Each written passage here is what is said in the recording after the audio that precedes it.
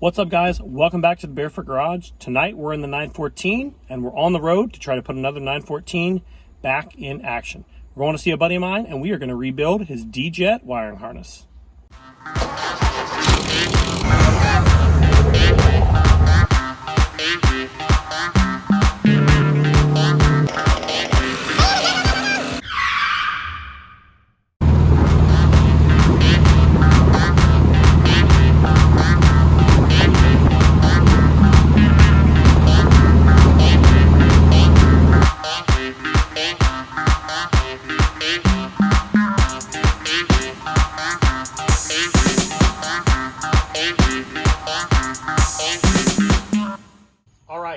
Here's the car we're working on, 1974 Creamsicle LE.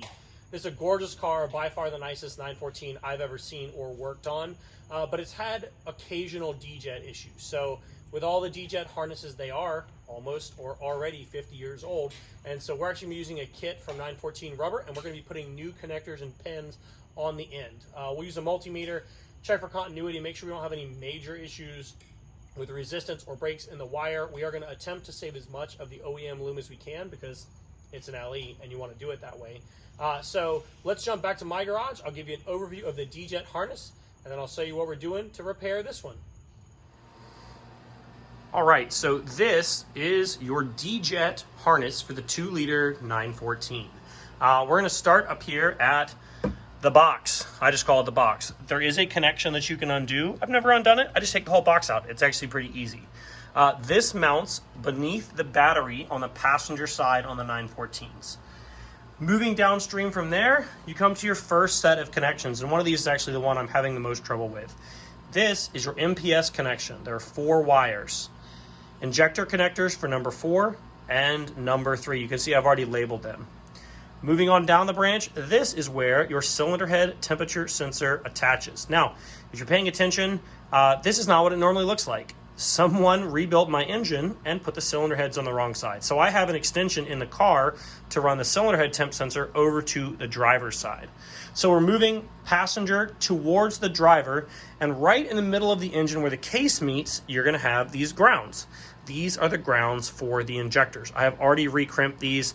I may clean up that tape, but I know that these are solid and they are good to go. This is our first branch. When we leave this branch, there is a temperature sensor down underneath the plenum. And there is the connection, a 3-pin that goes to the distributor for the trigger points on the injection. Moving back to our main harness, we come along and we start to see it branch off a little bit more. Now we're gonna see a plug for our cold start injector. And we follow this second branch up. This is gonna come up to the top of the engine to the TPS. If you've never seen the inside of a TPS or you need to rebuild it, check out my video on how to rebuild your TPS. There's also an air temperature sensor in the plenum right next to the TPS.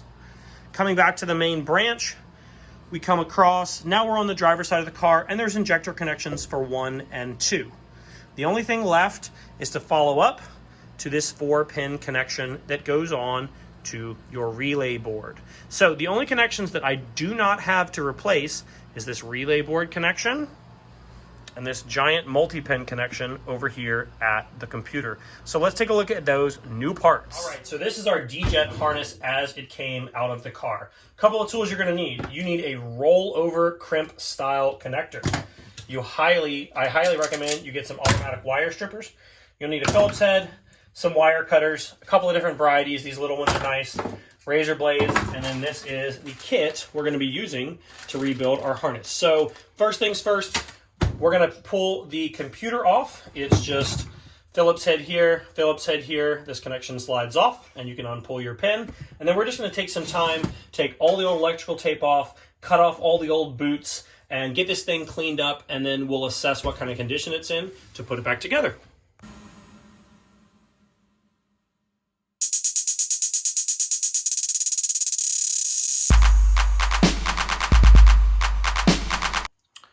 So this is our harness all broken down. I went and cut all the boots off. We're not really reusing that. And the stuff we're looking for on this harness is things like this. That is concerning, and it looks like it's been on fire. So we're gonna cut back some of this shielding and we'll end up rewrapping it. Everywhere else, it looks pretty good. we will save this OEM shielding. We've already replaced these crimps on here, so I'm pretty confident that they are good. So I will show you how we're going to get one of these connections done, and then we'll just repeat the process all the way around, and we'll plug it back in the car. All right, so we have went ahead and done our first two connectors, and I'm using a diagram harness for the 73, 74 car to make sure that we mark, I like to write it on there, which is injector 3 and which is injector 4. Or 1 and 2, depending on which side you're doing. So I'm looking at this one, and I can see that this wire is marked 3, and I know that that means that this is the number 1 injector. So we have 1 and 2 on the driver's side, 3 and 4 on the passenger side. So let's take a look at crimping on one of our connectors.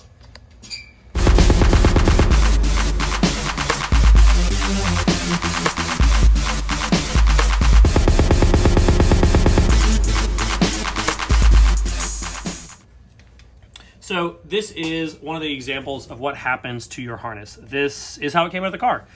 This was the injector plug for the cold start harness, for the cold start injector, and we can tell that it was just totally disconnected. So obviously down in Florida, that's not a big deal, but if you live somewhere that gets remotely cold, it is.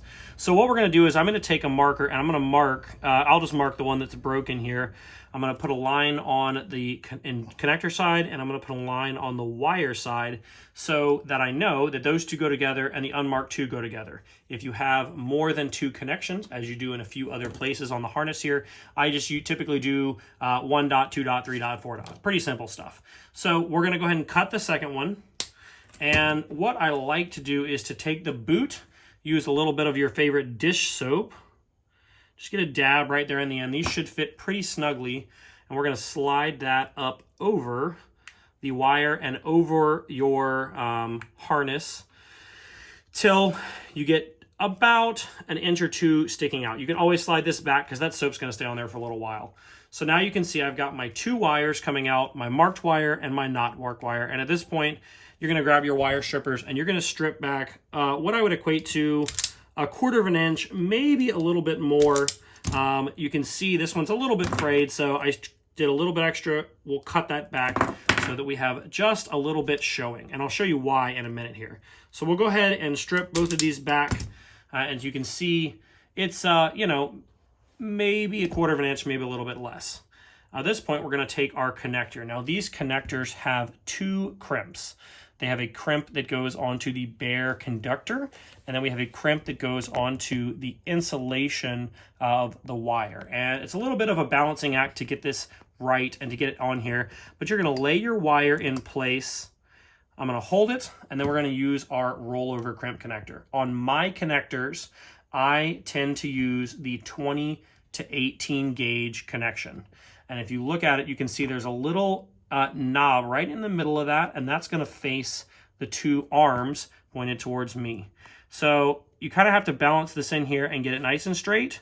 Give it a good firm crimp, and what you're going to find is that's why they're called a rollover. It's going to take those, bend them over and down into the conductors. On my connectors, I also then move to the 18 to 14 gauge to use for the insulation of the wire. So we'll go ahead and hit a second crimp right here, and you're good to go. Normally I'd go ahead and crimp on both of the conductors, but we're going to test this one and we're going to go ahead and match it up. So we will take our old connector here, and we'll see that we marked the blue wire, which is the one I've crimped, on the same side here. And we'll go ahead and slide this in. Now, the wires that come into this from your injectors and things like that, they come in horizontally. So you want to make sure that those 2 jaws are oriented horizontally. And I found the best luck to just start it by hand, place it on the bench, and take your needle nose pliers and grab by the metal and slide it down until it seats. It's actually even better if you do it on the solid wood surface. So you will hear it click, and you will be able to tell that it is seated in place. You can look from the other end and make sure that that looks good, and I think we are good to go. So we'll crimp the next one on, and we're just going to move our way through the harness.